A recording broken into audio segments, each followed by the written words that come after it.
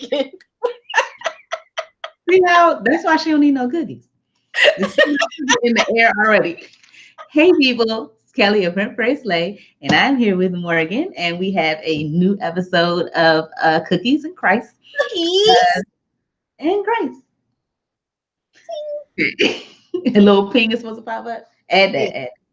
Um, so today we're gonna go over Genesis 31 through 33. We may do a little bit more, because Morgan, we're not gonna talk about what Morgan is out here. Before we get into the things, I just want to thank you guys for allowing the reschedule. I have great news for you guys. I want to share this news. Y'all the first people to hear. I'm officially a godmom. This is a great place to, to talk about it because I know y'all gonna keep this secret. But I take this responsibility very, very seriously. Like, I have turned down godmotherhood previously because the way I plan on being a godmother, and I feel like the way that the good Lord intended godmotherhood, I couldn't do multiples. So I've been preparing for the past 20 years for this. Like, I'm ready for it. So he's so cute. And yeah. What's his name? Excited. You didn't tell me his name. What's his name? Carter. Oh, Carter. Yes. That's cute. I like that name. I didn't even see him, and I think he's so cute. So cute. Oh. 7 pounds, 5 ounces. He's a little big. He's 7 pounds. 10 days early. So he's like, oh wow. So he was about to be huge. I'm happy. Mom and baby are doing great, and hopefully they'll be home tomorrow. And I just can't wait to just spoil, what godmoms do. But anyway, so yes, thank you guys for that. And because I was so excited before she went into labor, I was like, Kelly, I'm leading next week. What chapters we doing? And Kelly, because she is so busy, took a really long time to respond. So in my, eagerness to give you guys this good word, I went ahead and I went a little beyond what we said we were going to do today. So time permitting, I'm going to hit all the points, keep this thing rolling. And I hope y'all rock with me, I hope we can keep that too. So, all right, I'm going to get y'all, if y'all remember from last episode, we was talking about Jacob. And Big Jake met his match with Uncle Levin. All right. Jake thought he was a little sneaky sneak. Levin was like, I'm big sneak. You little sneak. You ain't got nothing on me. But Jake was like, oh, I still got the sleek. What's it called? The sneaky links up his cuff. What was they wearing back there? Robes? Oh, his robes. Cloaks. I don't know. Yeah. Oh, not the cloaks. Yeah, his cloaks had layers. Okay, so Jacob, he left home because he stole his big brother Esau's birthright. And Isaac was like, I ain't got no more blessings. So his mom was like, oh, go hit up my brother. Stay safe till your brother calm down. So he left. When he got there, he found his family. Immediately fell in love with his cousin Rachel. We're not going to talk about it. He said, yo, Unc, that one right there, she was up. He was like, cool. Worked for me for 7 years. You can have her. All right, bet. He did his working. And his uncle was like, all right, let's go ahead and get this wedding happening.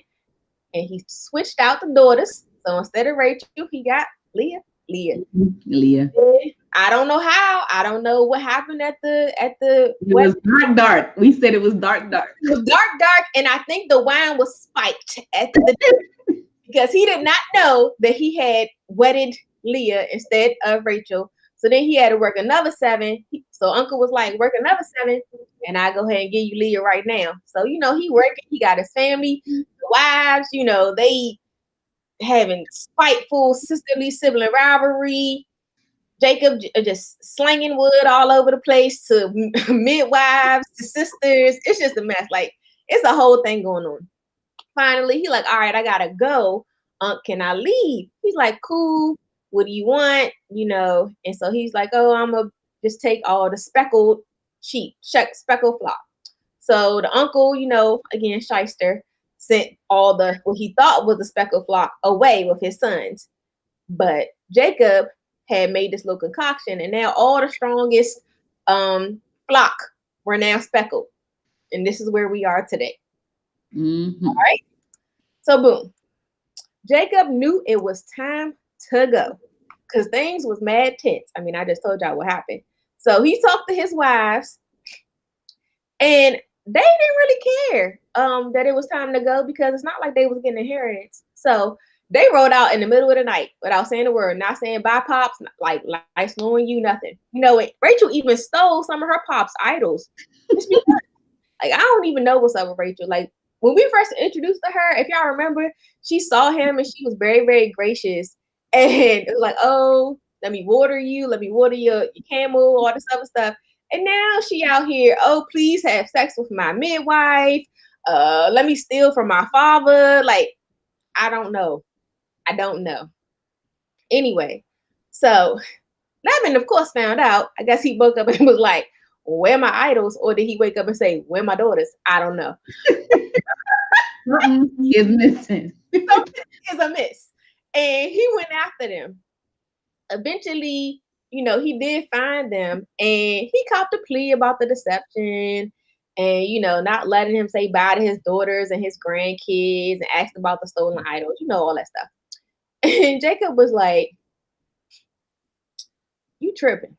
He was like, you are tripping. But as for your idols, you know, go ahead and look around because Jacob, like, I ain't no thief. I'm a lot of things, but I'm no thief. Go ahead and look around. This stolen birthright, though. I'm not steal. It's gonna be a whole legacy. I ain't gonna steal your little idols. Promises, okay? I'm still in the future. All right. So he's like, go ahead, take a look around. If you find them, whoever the person who got them, you should kill them or whatever. Not knowing that his beloved, his beloved was the swindler. So, she, you know, perched on them things like a proper young lady and pretended like, you know, she was on her cycle so that, you know, they wouldn't, I guess, do a thorough search. Jacob got annoyed. He kind of kirked off or whatever. And then they basically, from that point, Laban and Jacob made a covenant with each other not to, you know, continue this bickering and just let it go. So they commemorated with a feast, always eating, you know. So, you know, he's going back home because he feels like enough time has passed. My brother should be over that whole stealing birthright thing by now, right?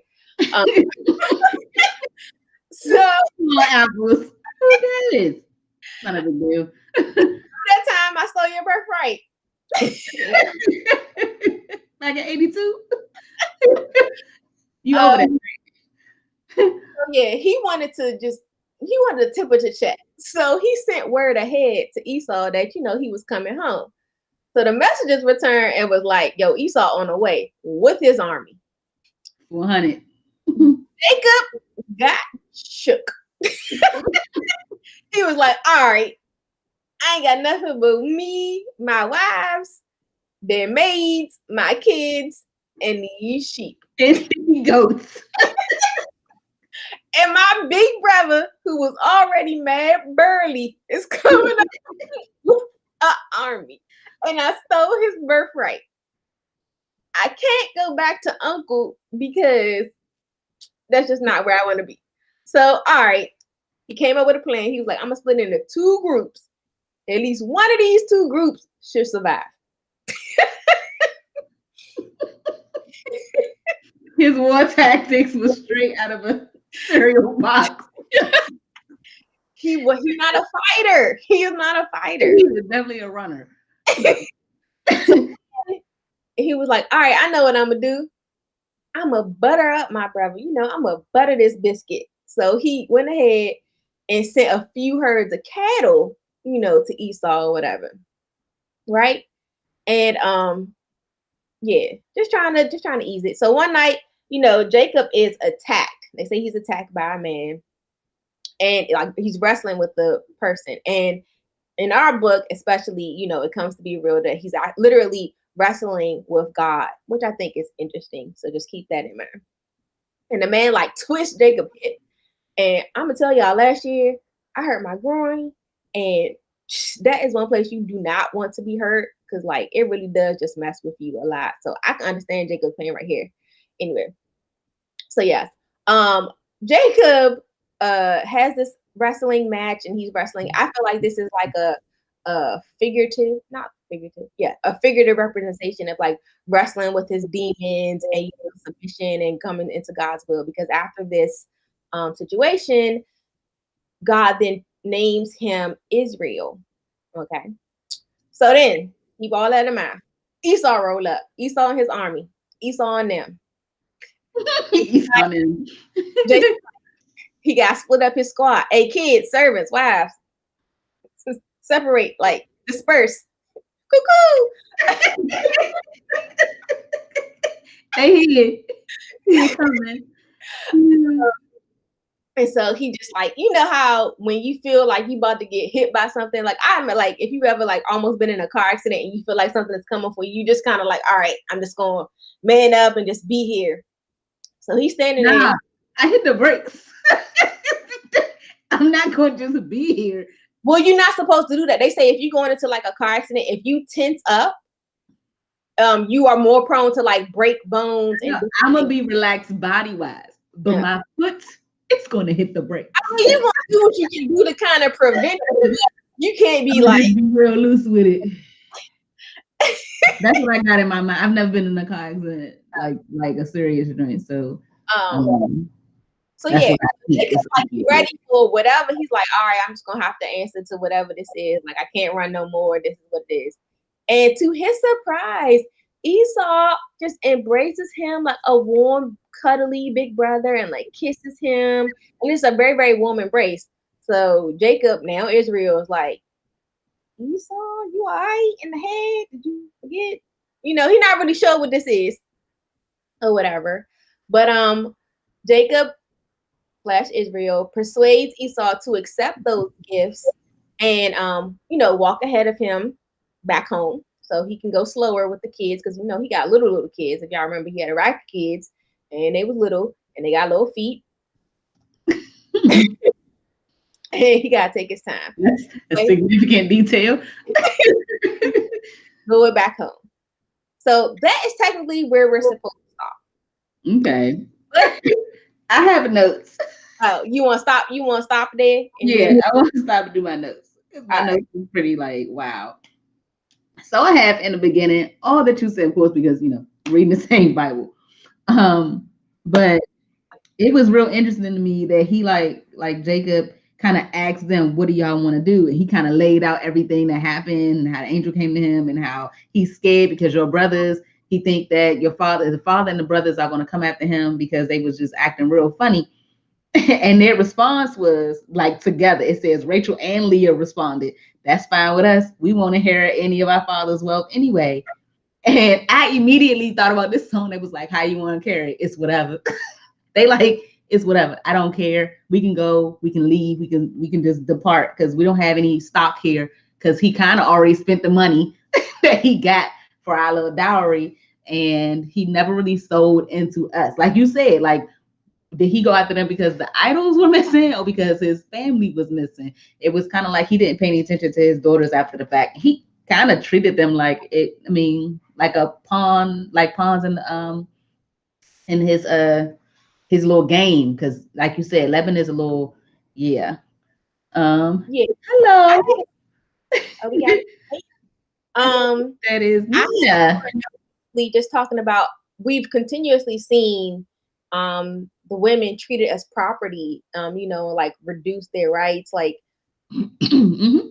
were there like there was the thing. I just don't understand. But it's like that's their culture, and I feel like they knew that, but they knew that Jacob kind of treated them better because they wanted to go. They were like, well, it's like if you were gonna be treated like property either way, they would have been like, I'm good either way. But they were like, no, let's go. That's so I guess just kind of piggyback on that, or playing devil's advocate. If they knew how their father kind of treated them and how they really didn't have like true value, I guess they had value because they could be sold for a dowry or whatever the case may be. But knowing how their father treated them and just kind of was very callous with their value and everything, why did they insist on competing with each other and having all this spice, knowing that their dad was at the undercurrent of all this angst anyway. Like it just don't make sense. I mean, it makes sense, but it don't make sense. Like Yeah. still out here tripping. Yeah. Yeah, I mean, you want what you want. One person wanted to be loved, the other person wanted to have a child that loved them back. It was a whole mess. But either way, when they got to the point of choosing each other over their father, they did. It was like, so me and mine, we gonna leave. They was like, so go ahead, do whatever God told you to do. That's exactly what it said. Do whatever God has told you. Um, so I don't understand why Rachel took the idol, and I read the study Bible. The study doesn't say why she took it either, other than what they usually signify in their culture. But I found it real interesting. So sometimes when stuff is like, we know we ain't do nothing wrong, but we don't know who else. You ever have a mom go to a school and stand up for their child? Like, I know my son ain't do this, that, and the other, and it was somebody else that, oh, it was you? Like, it's like that. Oh man, I was trying to be there and step up and stand up for you. And that's kind of what he did for Rachel, not knowing that she was the one who stole the idol.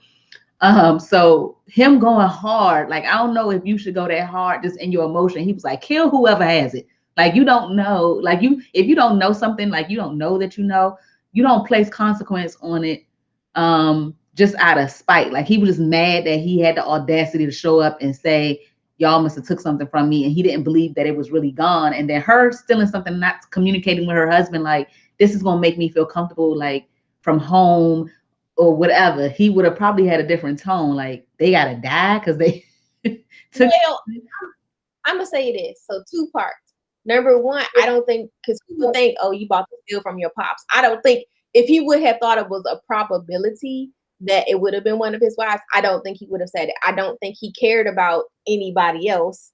You know what I'm saying? If they did take it, whatever. I do agree with you that is frustration. Because he was mad frustrated. Like, he kirked off. He was like, yo, how dare you? You got me. You have been swindling me, not the other way around. I have no reason to steal from you.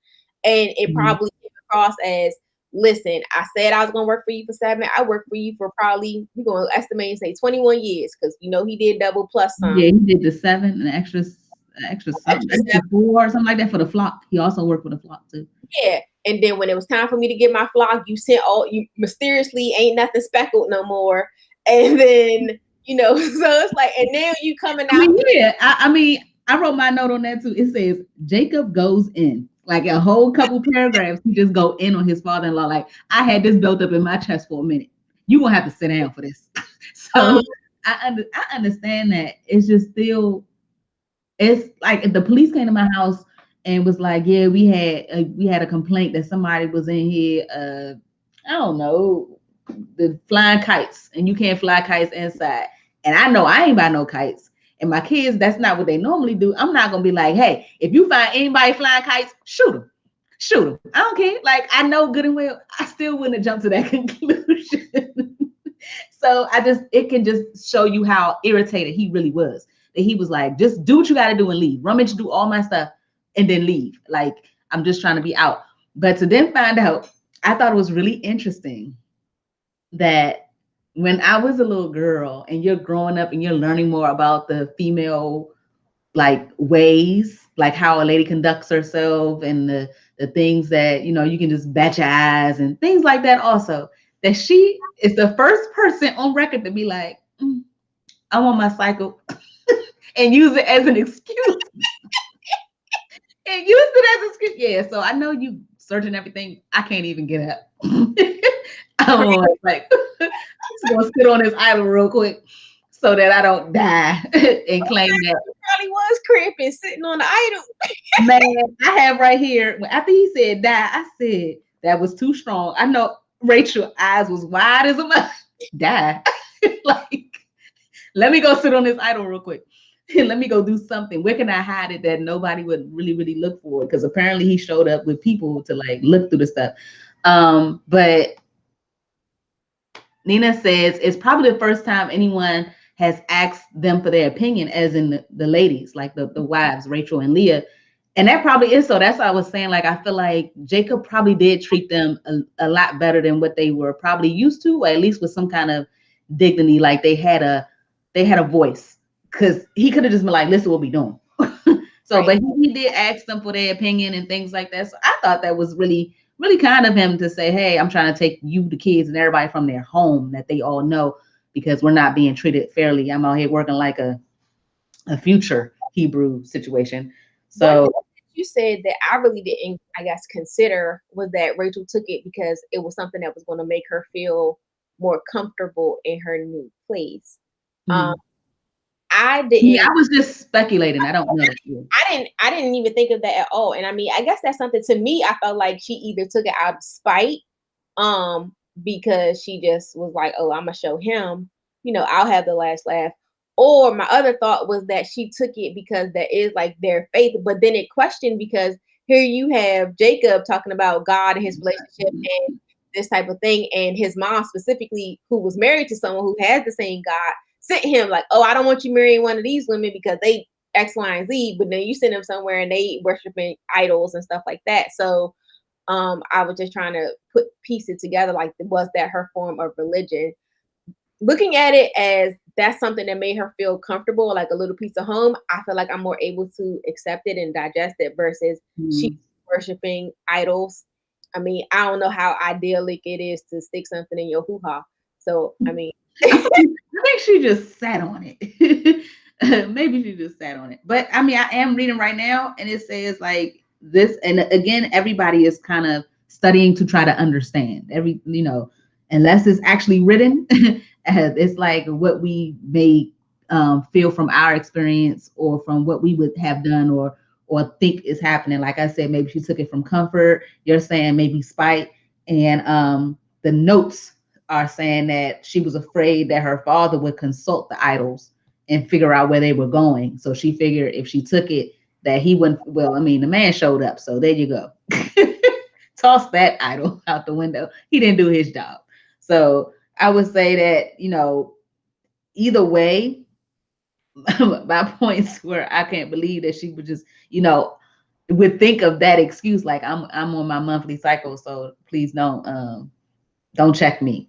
So I thought that was really interesting. And then again, like I said, Jacob goes in for like a smooth 1, 2, 3 paragraphs talking about all the things that he has ever done. And I thought that really, he kind of matured in that way, as far as his work ethic and like this ethics period. The fact that, because he could have just took the women and just left. Like, he didn't have to stay there. He didn't have to do all of that. He could have been plotted after year 1, because he gave him both women immediately after saying that I'm going to do these extra years. So he worked the 7, but he didn't really have to work those other 7, but he really did. And he talked about all the things that he kind of, when something went wrong, he took the blame and all of that. And I was like, oh, look, Jacob is, becoming a man. He's kind of, being a little grown and mature with it. But he did lay into his uncle.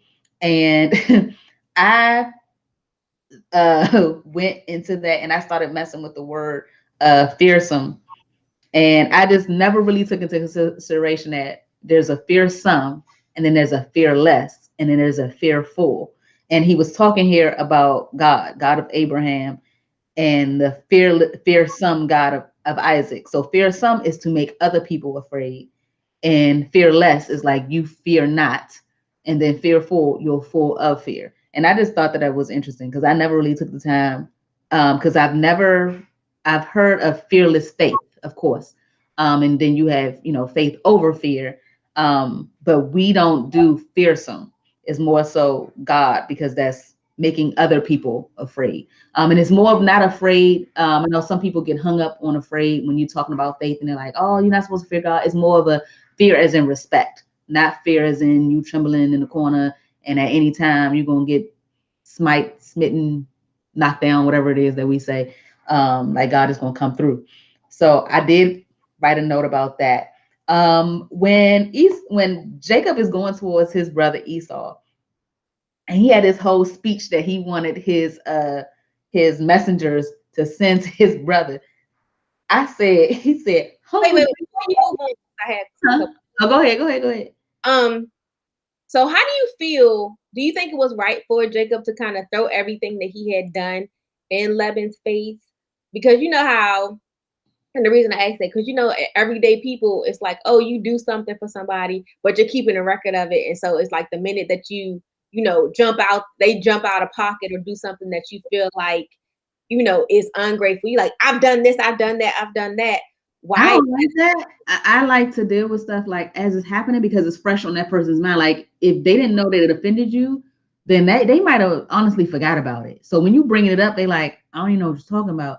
Well, not even in talks with like offending somebody, but it's like, all right, it's like if Kelly, it's like we work together or something like that, and you asked me to do all these things. So I've gone out my way, what I feel like gone out my way and done a whole bunch of things. And then the one time that I'm not able to do it, you get upset. And now I'm like, what? Like I've done, and I'm listing off every single thing that I've done. And to me, is it like in that case, is it really genuine when people do stuff like that? If you're doing it just to keep a record so that you can say, oh, at one point. No, I don't think a person does it, intends on doing it to keep a record so that they can just, throw that spade out whenever the time comes, because it's almost like he was trying to like humble himself. Like, I'm now in this new place. I really just feel like I don't feel like he did it so that one day he can have the upper hand, because he still doesn't. Like his uncle even comes to him and was like, I could have destroyed you, but your God visited me in my sleep.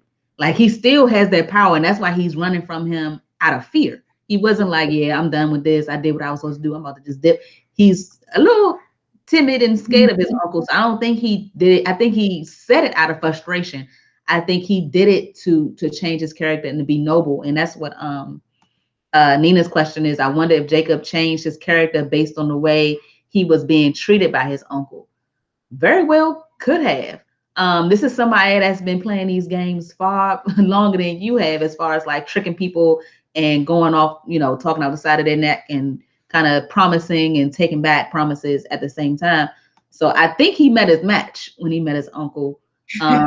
And I think he had a certain love for Rachel, that he kind of wanted it to be right in the right way. And God didn't, he was listening to God at this time. Huh? I said also, fatherhood and being a father. He already, like, he grounded, got roots in this situation, and God didn't tell him to move yet either. So he's starting to hopefully listen to God at this point in time. And that's when he told his wives, this is what God said. And that's when they was like, do what God said. So I think that his character did change based on how his uncle was treating him. I think he got a dose of his own medicine, was like, this is not cool. This is not good. He still has flaws, as we will see later on.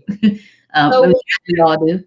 Huh? What I kind of pull from that is like, even when you are facing what I would like to say, a greater enemy, or like they seem like they have the power, it is still okay to stand up for yourself. Even when it's like, oh, I'm about to get crushed, but I gotta go ahead and just say what's right, say what's real. You know what I'm saying? And if God on your side, it probably work out for you. Yeah. Like Levin was like, your God came to me. Yeah, that saved you. He didn't say I could have did some things. He said I could have destroyed you. Nina said, I feel that Jacob was justified because he was mistreated and he kept himself humble. But even in the word, it says, if you have an issue, tell the person.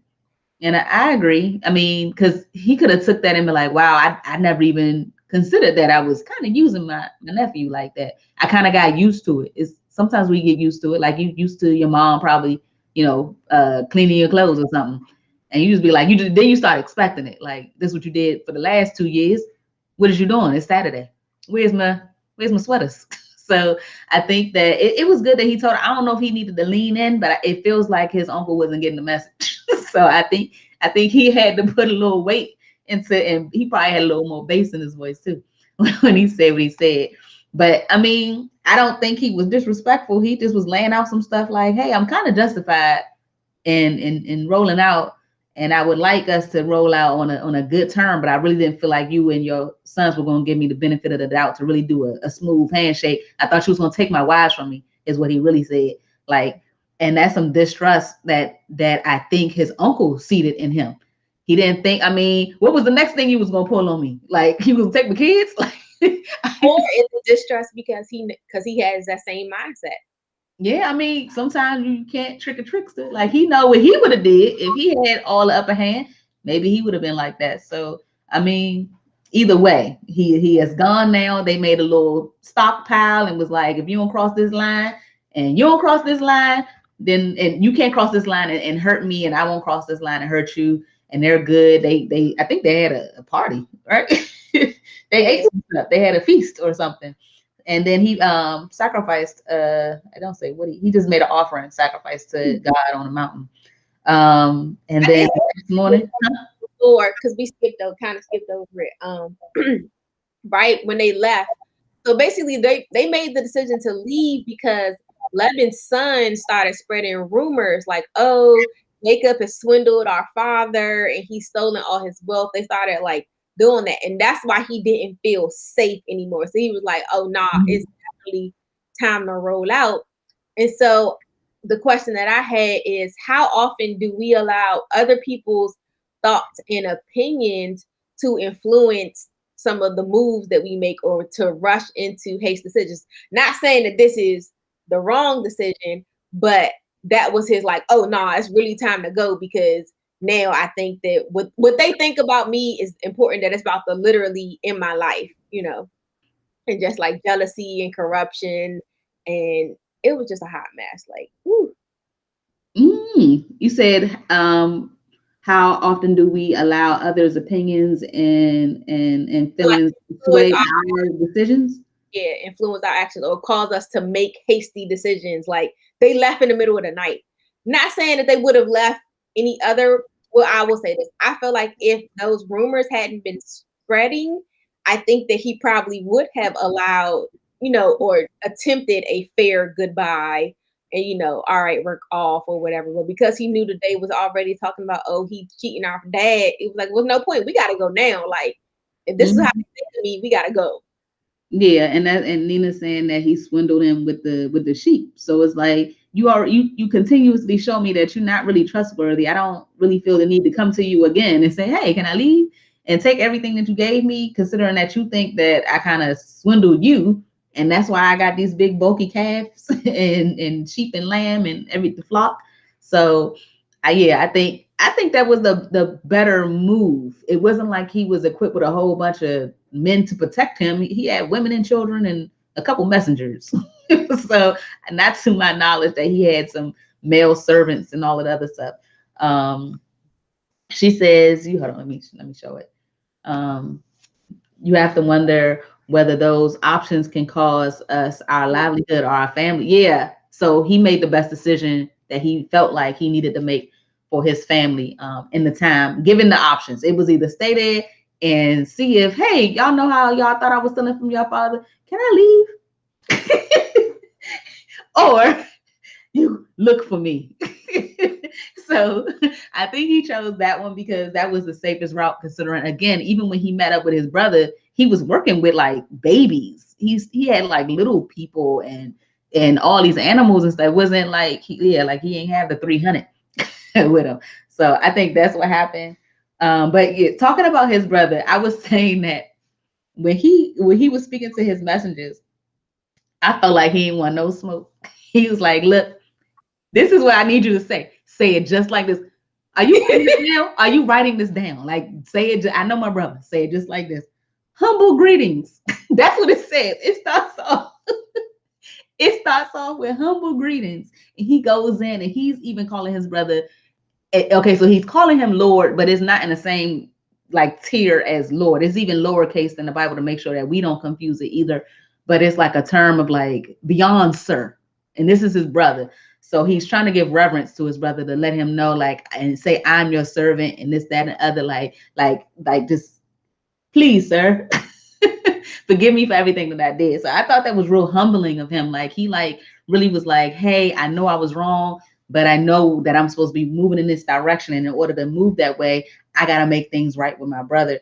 So it was weird. Like, how can you just expect that somebody's going to befriend you? But he had to give it a try. And that was one of my points, is like sometimes with family, because some of us have got hurt by family and we don't even extend that reach to say, hey, maybe 20 years going by is enough for them to forgive me, or for me to forgive them, and we miss out possibly because sometimes it still is not good.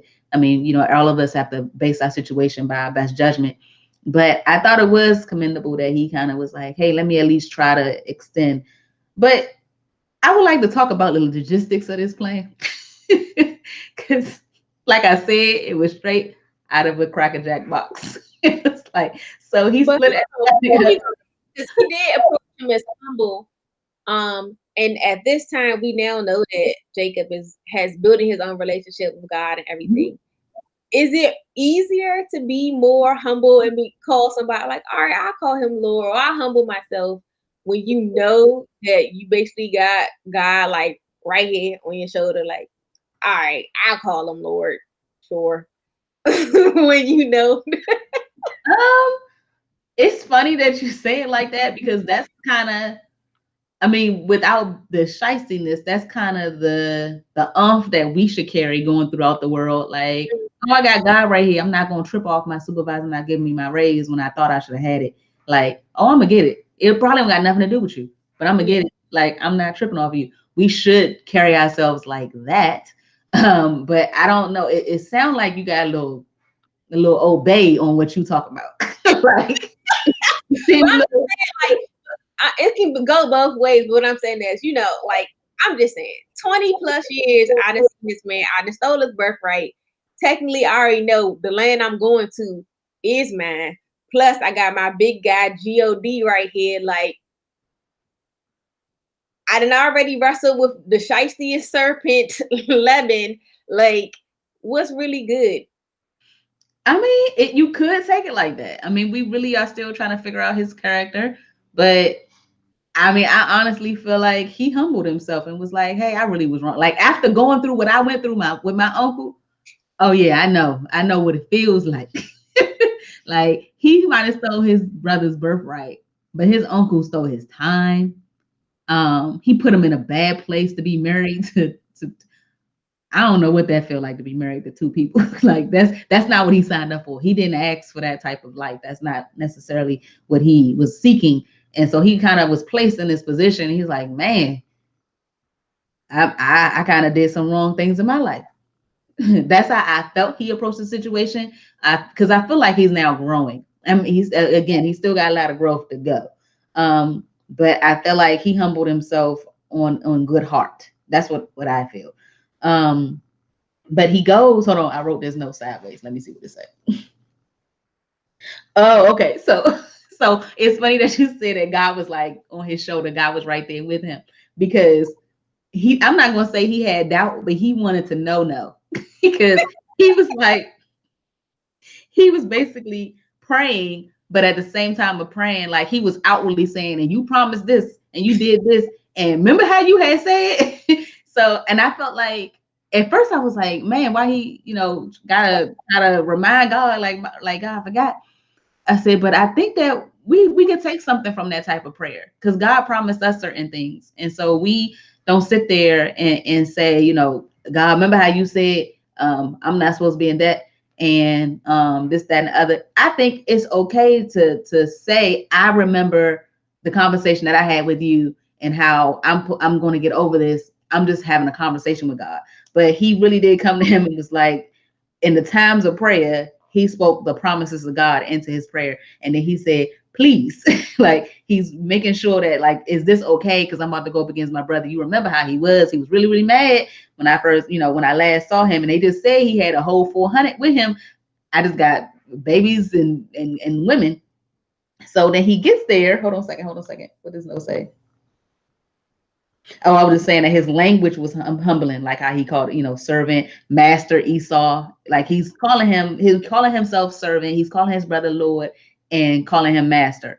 And I'm just, again, humbling. And I thought, what I have the heart to face my brother after doing something like that. Some people can't even get over what they did wrong to somebody enough to try to get through the maybe the person won't forgive you, because this situation ended like this, but others really don't. They don't end like this. You show up and you about to get thrashed. Like, yes, it felt like yesterday when you stole my birthright. So it could have went far left for other people. But again, I take from this situation, you really should consult God on whether or not you should go back and talk to your aunt. Be like, maybe I shouldn't talk to my aunt. Talk to God first and see if that's the situation, because we aren't meant to mend every relationship. Some relationships do have a season, and you're just supposed to let them things go. So I think before you just go off of your heart or off of your head, off of your feelings or what somebody else said, or you just think this is a good situation, you do consult with God and say, is this the path that you have for me? And I like that he's having these conversations with God. And then you get into the wrestling, like you had mentioned. And that was a very confusing part for me when I first read it. And I meant to study it a lot more because I just found it interesting. Like this guy popped up and y'all just wrestling. When I think of wrestling, y'all just wrestling. And so then it was like he won. And it was revealed that he was wrestling God this whole time, and to actually have seen the face of God and survived. It was interesting because it was like and his name was changed to Israel because it was like he had fought with God and with men. And so he became, it's like God gave a lot of people new names. And so he had like arrived to this new, like, I hate to relate it to Pokemon, but this like he evolved. It's like he evolved and went into like he became Israel, just like how, Sarai became Sarah, and what was Abraham's name before? Abram became Abraham. And I'm wondering, like, I was like, my name, Kelly, it means warrior princess, like Xena. And I'm like, with all that I have in my past, what would be like a new name or a new coming of me? And do we ever think like that? Like, do we have, because I have met some people that say, God gave them this new name, and that's what they want people to call them. And I was like, wow, like he's still doing it. To Love. Huh? Did he change his name to Love? Oh, I don't know if God was involved. I don't I don't know. I'm not saying that he wasn't. I'm just saying I'm talking about when God give you a new name, not you just feeling something else. But love is that's a wonderful four-letter word to name yourself. But I just thought that was interesting about like that he came out of the situation anew. And it took him and it kind of allowed him to relieve himself of the past. And when you forgive yourself and move from where you used to be, you can move forward with this newness of like, I don't have to be all weighted down by that old cloth that I was wearing. So I thought that was really nice but it was just really confusing that he was wrestling with God. Like, that was weird. And then God like kind of pinched him a little bit and he had a little limp. I think it is interesting because a lot of times, like, you hear people say, oh, I'm wrestling within myself, but really it's your spirit, and it's just be God wrestling with your spirit, but it feels like, you're wrestling with yourself because it's your mind, body, spirit connection. I was confused on the one part. Like, how do you win? Like, I'm assuming if I was wrestling my dad, I'm destined to lose. Like, just off of the fact that I'm just not that strong. So it's like the one part, is it that God, was it off of physical? I know it was off of spiritual and physical, and it was him getting over something, but I really want to dig into that a lot more. I feel like winning would be if he lost, or winning was losing essentially, or being broken free from whatever it was, like those old ways and those old habits of being a swindler and being, deceptive, and allowing him to step into a new phase. Like, but let's just say if his dark side was still within him and he just couldn't overcome those different things, those insecurities that made him feel like he needed to, be a shyster or be deceptive, then he wouldn't have won, if that makes sense. And I feel like that limp is like a physical representation of a reminder, like, hey, never forget the struggle. Never forget the things that you had to overcome to get to this point in your life, and you don't want to go back to being that old person. You're like, butterfly. You ain't never seen a butterfly return into a caterpillar. No. So Ooh, something wrong with that one. Let me see. Nina said, when all you know is fight, when a situation has you, you know what to do. You fight, but the fighting allowed him to become his true self. So like his evolving, him going into the new. I thought it was amazing. Jacob has never fought. Like he never had to fight. He allowed his wit always allowed him to kind of evade the fight and be like 2 or 3 steps ahead of whatever he had The to. first thing was his mom. Well, no, because he had took something else from his brother. The lentil thing, that was him. The red beans and rice. And then the birthright was his mom. Hold on. The birthright was his mom, and then him leaving his uncle was again him, but again with the backing of God, he felt like I can do this. So but I think what she's talking about is like the fight within. Like we all struggle with something within us, and so he, I think, had to get over his. I can imagine for when as I'm becoming more mature and developing relationship with God, I'm reflecting on how I did things wrong. I still do that, and that's a struggle in itself. Like you have to forgive yourself. You got to go make things right. That's probably why he was like, let me go towards my brother so I can, humble myself. That's the one person that I kind of messed some stuff up with. Well, not the one person, but I think he needs to say some stuff to his dad too. But I just thought that was really interesting. But I will study that more, and I think a lot of us need to figure out what's going on with Jacob to Israel. That's Genesis 32, 22 through 32. 32 is the chapter, verses 22 to 32. So it's fairly short. It's like it's a couple paragraphs. But that's only because they did the thing where they allow you to have like 3 sentences in a paragraph. But then they go into him and Jacob and Esau making peace. This is when I'm talking about the logistics. And I was surprised that you skipped over this part, because when I had heard it, I was like, are they in order of love? So I had to think. Yeah, he put the kids in certain by the ones he loved most to least. So he had his brother is a coming. He's seeing the smoke. Like his brother's coming this way. He was like, all right, y'all. So what we're gonna do is we're gonna put Leah in the front. Well, Esau's. We did actually speak on Esau's portion and why he was so callous and reckless about giving away his birthright for some food. We did touch on that when we first covered that section, because we were trying to understand it. We didn't know what Esau was going through.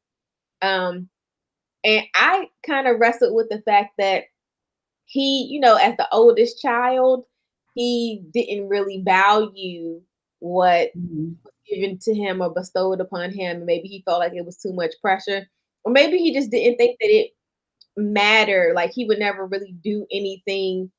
But maybe he just trusted his brother enough to like, yeah, just give me the soup. Like you tried this before when we were kids. It don't matter. Like it's not gonna happen. Or maybe he just really didn't want it. Because here he is. The birthright is still gone, but Esau, when he comes back into the picture, is happy. He's happy with the life that he's chosen without having the birthright. He still got he is, to the degree of which we get to hear the story, because he's in it for like 2 seconds. So it could have been Jacob could have peeped that. You know what? I know my brother. I ain't about to fall for this. Okay, no, we will never know, because they parted ways in what seemed like peace. But hold on, let me get back to this order. No, I answer her question because she had it. Oh, I didn't see the question. I'm sorry. Oh, okay. So I didn't know you could see those questions. Okay, so this order. So the brother is a coming, and he's like, all right, so Leah, you definitely going before Rachel, but before you go, I'm gonna send the servants and their children, then Leah and all her children, all my sons and my one daughter, and then Rachel and Joseph are just gonna be back here with me holding that. I need all y'all to surround us. It's way easier to grab up on one wife and one baby than to have to grab up on one wife and 18 kids. I just don't know why the other kids had to be up there. Why not all the adults and try to keep the kids? Why he said, hey, since you're going up to the front, make sure you grab your sons and your daughters. Well, your sons, yeah, all sons. Make sure you grab all your kids and y'all all go up there. And then if something go down, that will allow me and them, the ones I truly love, to retreat. And I was just like, that's kind of messed up. And everybody was okay with this. Like when he came, they were all like, okay with that. I don't think they were okay with it, but I don't. Again, we've talked about women not having a voice. So what were they really going to say? No. That's the first thing. The second thing I believe is like, okay, technically his duty. Now I believe it's questionable whether it should have been Leah before Rachel or Rachel before Leah, because technically he married Leah first. But I agree that the servant maids should have been up front, because he's the kids. You gotta protect the kids too. I mean, the kids, but again, legitimate children, legitimate heirs, and if they were younger, you had to hold your infant. So I guess that was the thing. And children, but I'm just saying, like his wives, the maids definitely could be sacrificed before his wives. So yeah, I understand. In an ideal world, I would have liked him to just jump out there and fight for all of his, but hold on, Kelly, you telling me? All right, you telling me?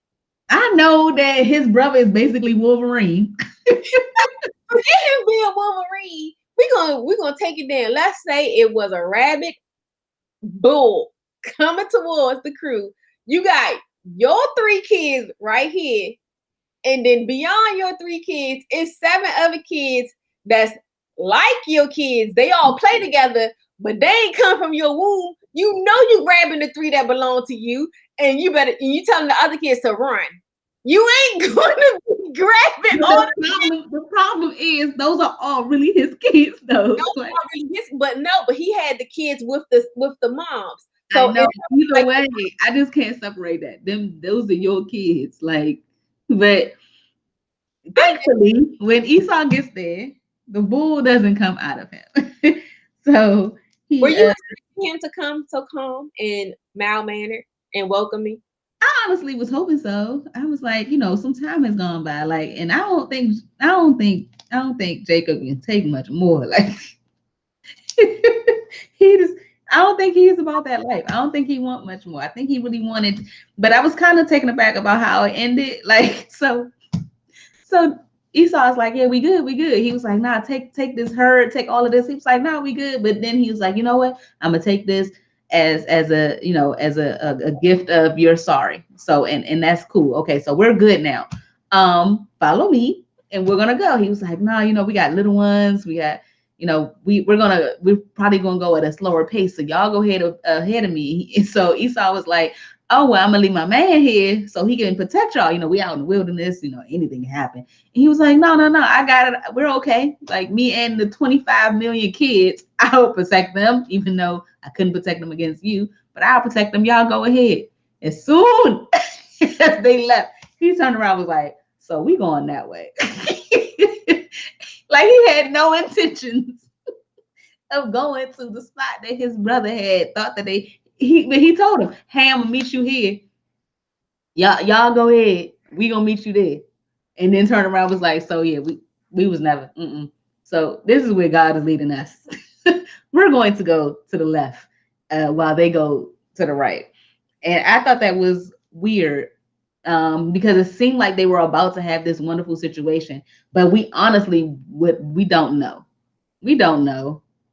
Esau could have been still mad, or that's just not what was in the plans. Like I could have swore God said go to where you came from, but it didn't say that particular.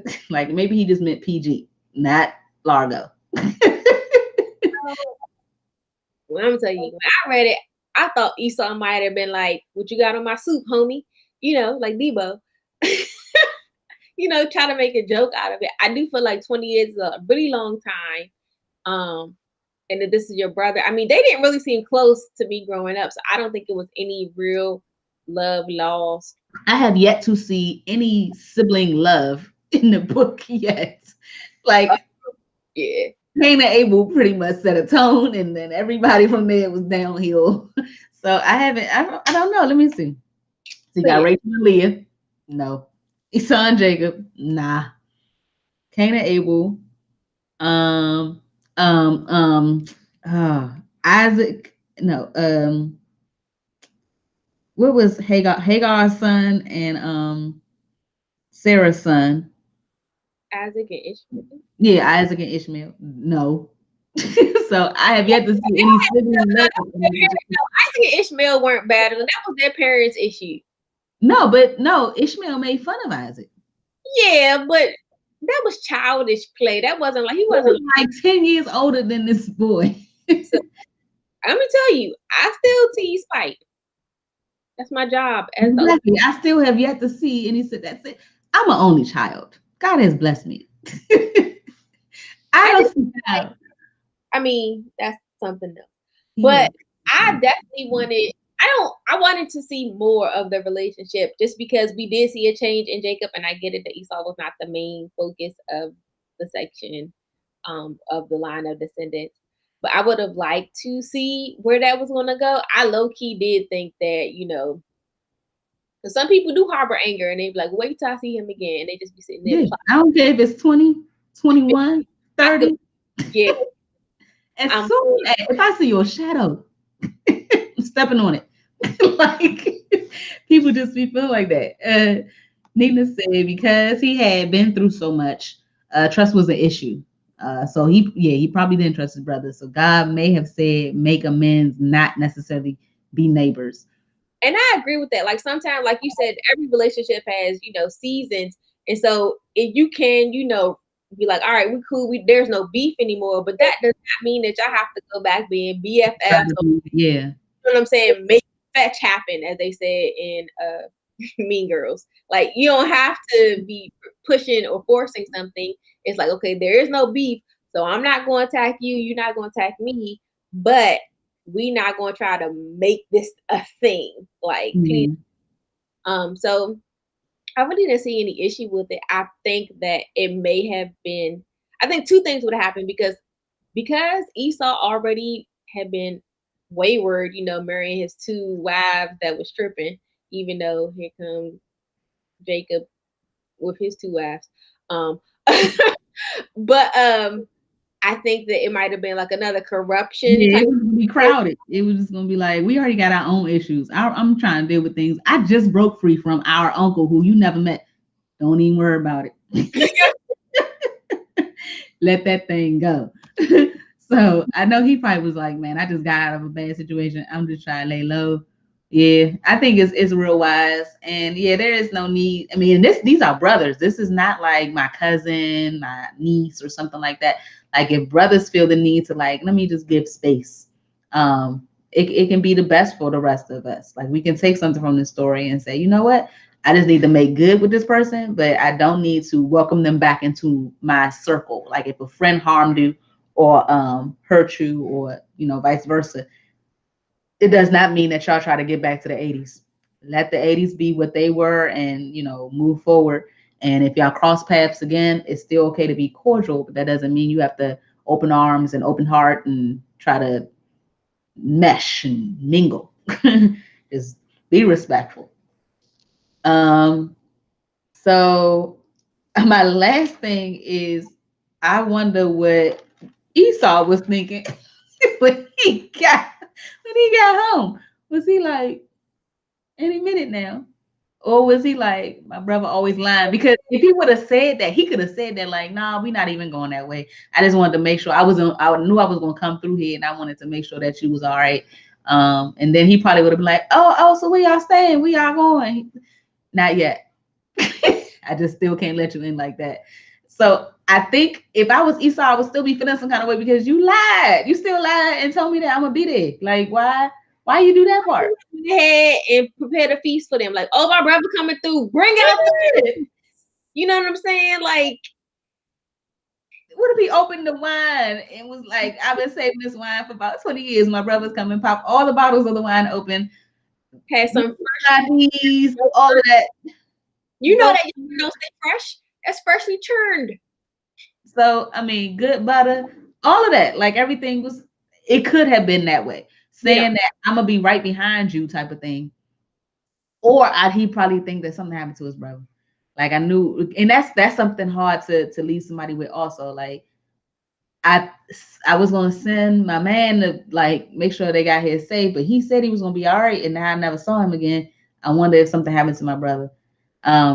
So it's definitely a lot of cliffhangers, and you just got to move on. If the Bible moved on, you just need to move on. You can definitely question it, try to research it yourself, but obviously, if it's not in there, it may not be, the meat that we need to get the fullness of what we are trying to study and learn in the Bible.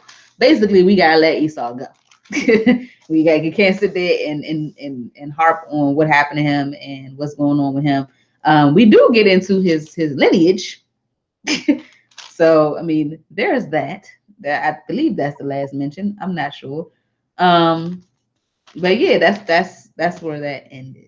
Oh, we right on time at 8:01. Look at that. That never happens. I go to upload, it'd be like an hour 45. When you be, I be hosting, I be on time, your okay. Where is the mute button? Whatever. Let me make sure that I went through all of my notes. I think I did. Yeah. I went through everything. All right. Did you want to stop here and then we can go into everything else later, or since you said it, you need it next month, so it's up to you. I guess you can hit on that. Bring a damper on you. It's fine. You said what? I laughed. I heard. Right, well, tell the people. Okay, so we are going to, let me put it in there. Nina, do you have any questions while we try to talk about what we're gonna do next? Not just questions, but comments also. Yeah, they said they were real close. So they were probably like next door neighbors. Well, not next door neighbors, but like counties over, and they just agreed to just be apart. Yeah, she said we don't know what that they never saw each other. They may have become friends, but important thing was that the change in Jacob. Yeah, that's what I was saying. Like we can't sit there and be like, oh, what happened to Esau? Let's just focus on the main the main situation. I think what you can do is be optimistic and think the best happened. Like you said, he came over on Christmas. Well, came over for random dawn feasts and things like that. Let's see. 34. No, it's not 30. 34 through. When does which column happen? 34 through 36. So we'll stop right before Joseph's story. Big Joey. So you'll be talking about Joseph. Well, the story of him and his downfalls and stuff. Okay. Big Joey. Oh, did I even put it up there? No. Oops. All right, there it goes. All right, people. So that was nice. I enjoyed ending on time. I got lesson plans to do. So, is that it? Thanks for again. All right. Bye, people.